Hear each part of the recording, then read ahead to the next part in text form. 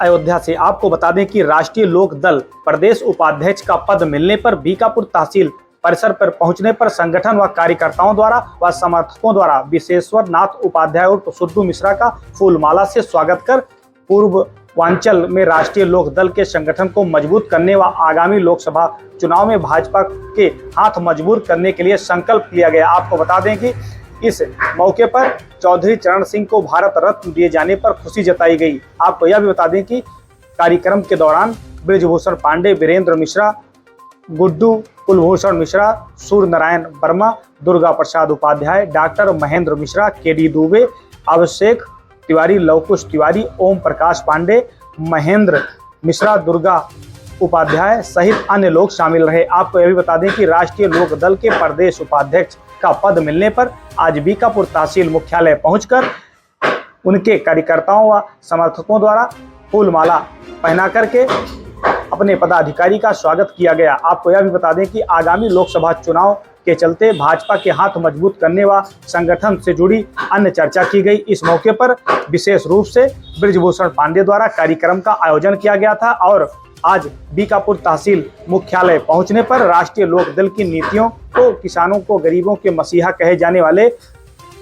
चौधरी चरण सिंह पर भी वार्ता की गई। इस मौके पर राष्ट्रीय लोक दल के प्रदेश उपाध्यक्ष बीकापुर विशेश्वर नाथ उपाध्याय और सुड्डू मिश्रा जी मौके पर बीकापुर तहसील पहुंचे और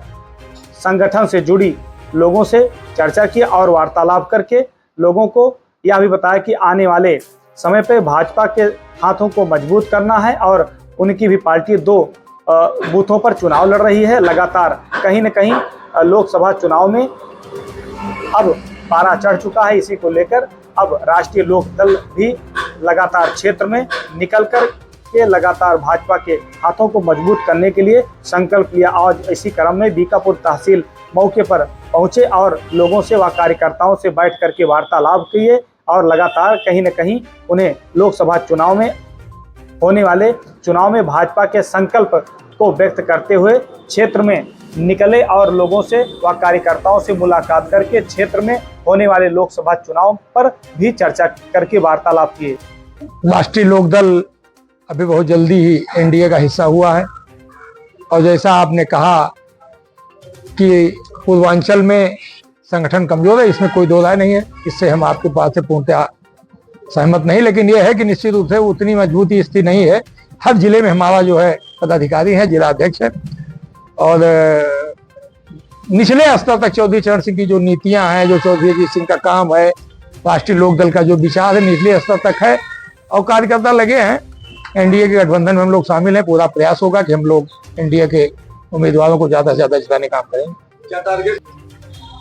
है? पश्चिमी उत्तर प्रदेश में 16 सीटों में चुनाव हो रहा है,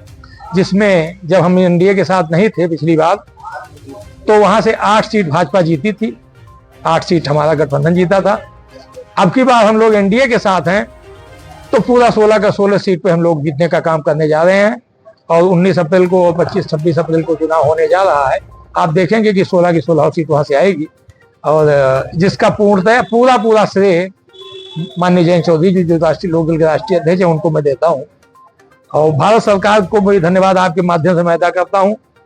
कि भारत के यशस्वी प्रधानमंत्री माननीय नरेंद्र मोदी जी ने हिंदुस्तान के करोड़ों किसानों, कमेरे वर्ग को, गरीबों को, गांव के लोगों की एक आवाज थे चौधरी चरण सिंह, जिनको भारत रत्न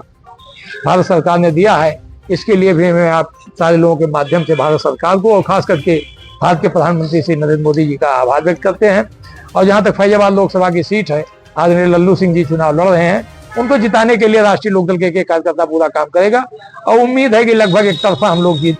की ओर अग्रसर होंगे।